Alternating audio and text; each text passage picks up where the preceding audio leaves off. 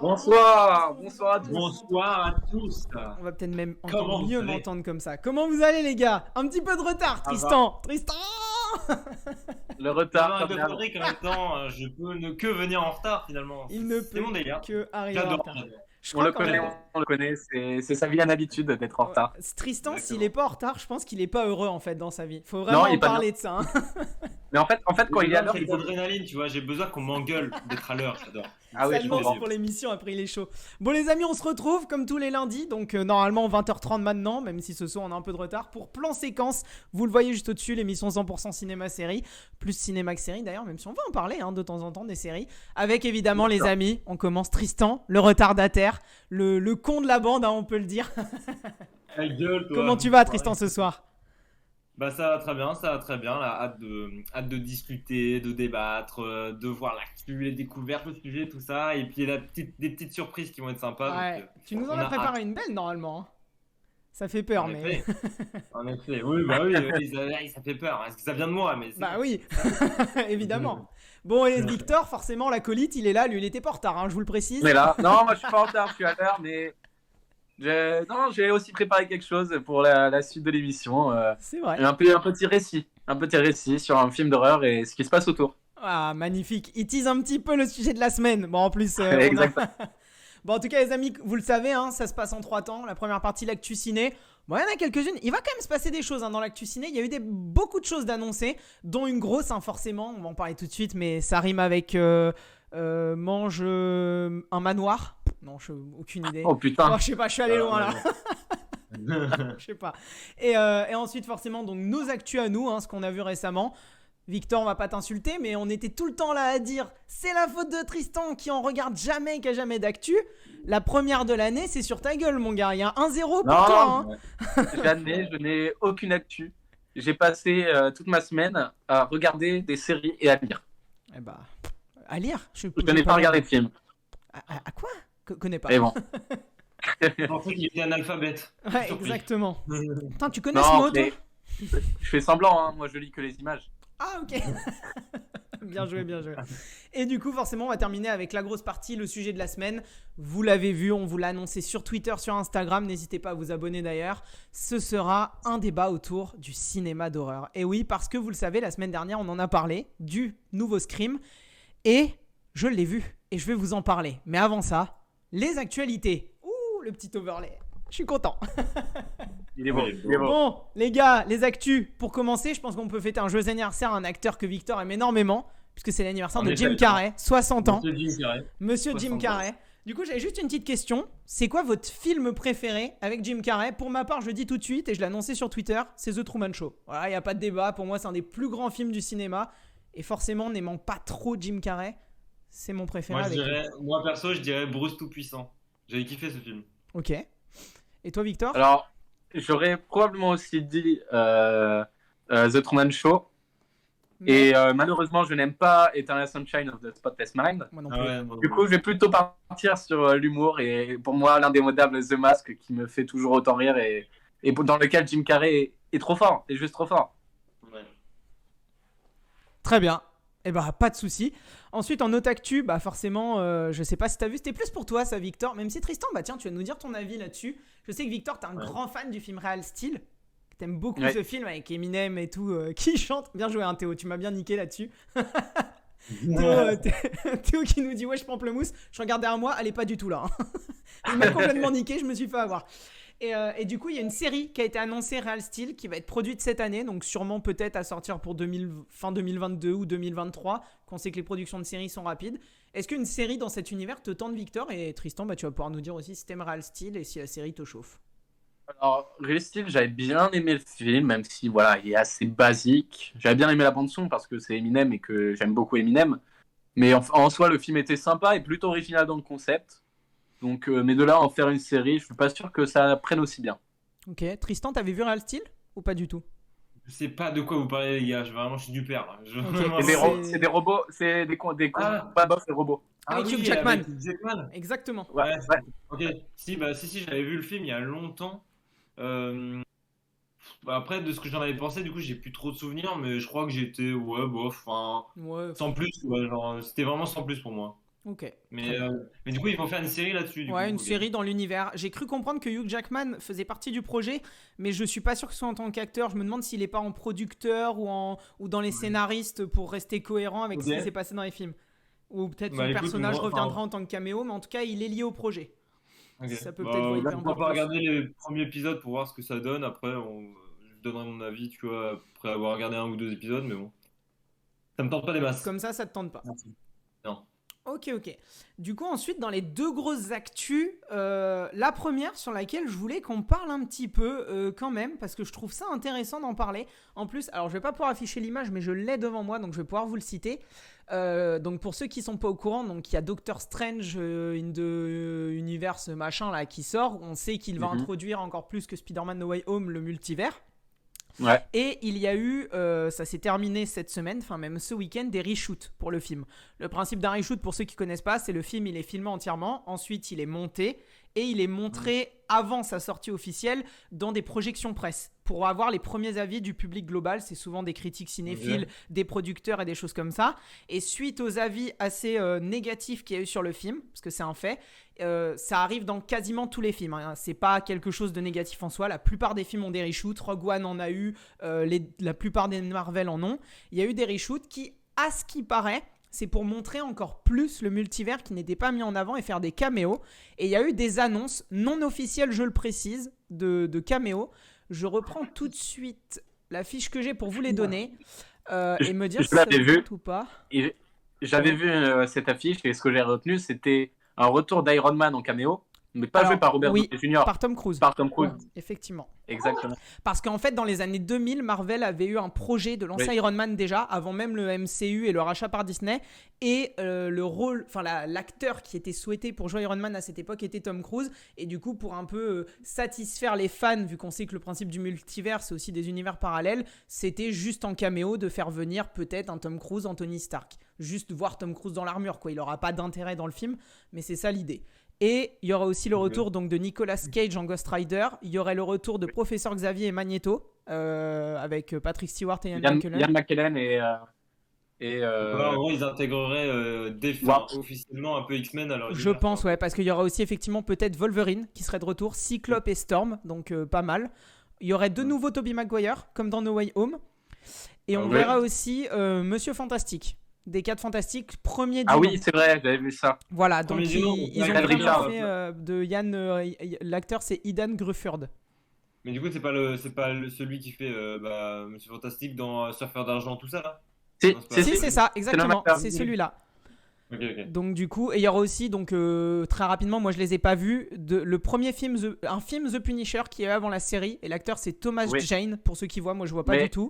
le film était pas bon. Ok. Allez voir la série plutôt. Ok, bah du coup il y aurait lui, il y aurait aussi Blade de la trilogie Blade, et pour terminer Wesley il y aurait Snipes. le Bruce Banner joué par Edward Norton, donc celui du MCU. Ah ouais. Voilà, de l'incroyable Hulk. Et qui pour moi est mon Hulk préféré. On est d'accord. Après Edward Norton, je vais en parler juste après, mais on verra. Donc voilà en tout cas, c'est les caméos qui pourraient y avoir. Il n'y a rien d'officiel, il n'y a rien de sûr. Maintenant, les reshoots sont terminés, les noms sont balancés.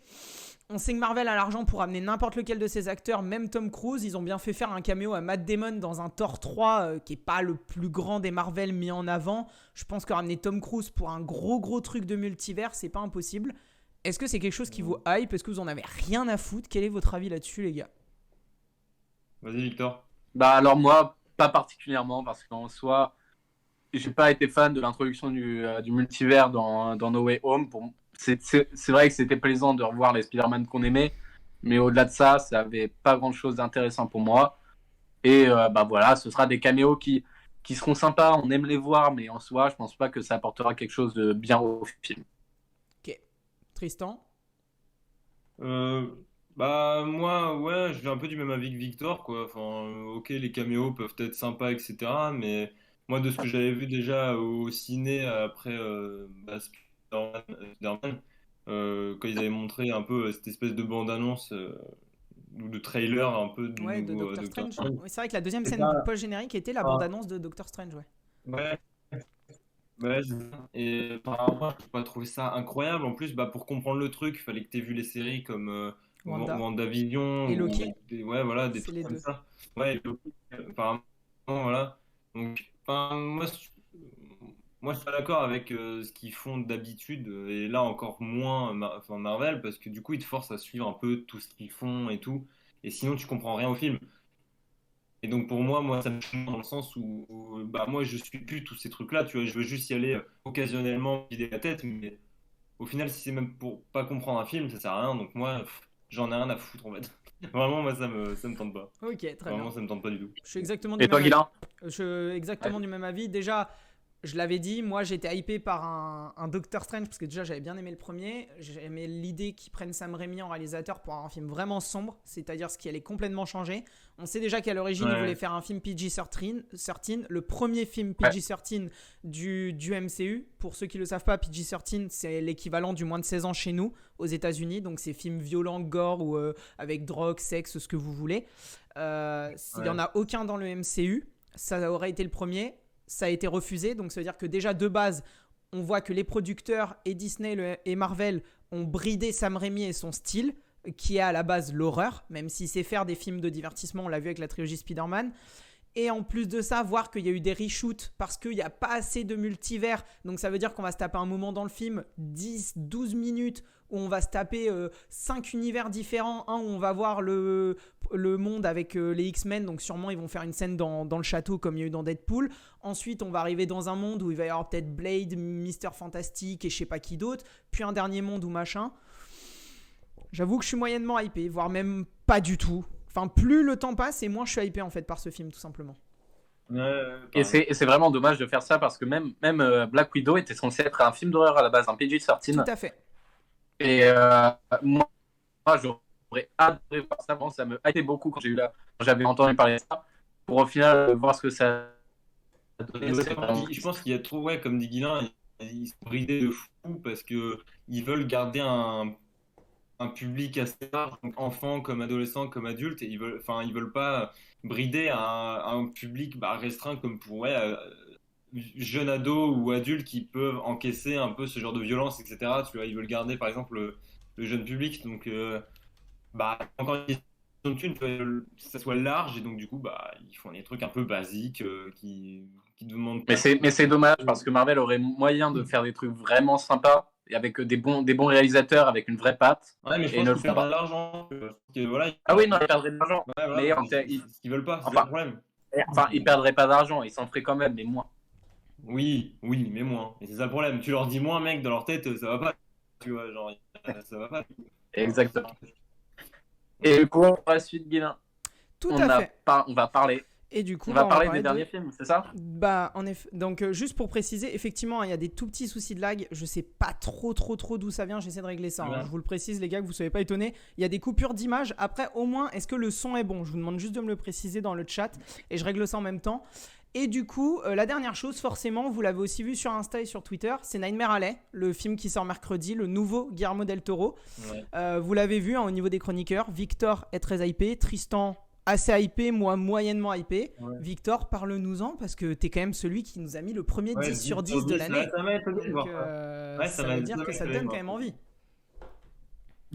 Alors, ouais, ça me donne énormément parce que déjà, on a un casting de grande qualité avec un Bradley Cooper, un Cate Blanchett et parmi d'autres, si je me souviens bien. Un bon casting, un très bon réalisateur, même si je suis pas fan de toutes ces réalisations. Par exemple, je n'avais pas aimé La Forme de l'eau de Shape of Water. Et j'ai beaucoup aimé Le Labyrinthe de Pan ou d'autres films de Guillermo del Toro.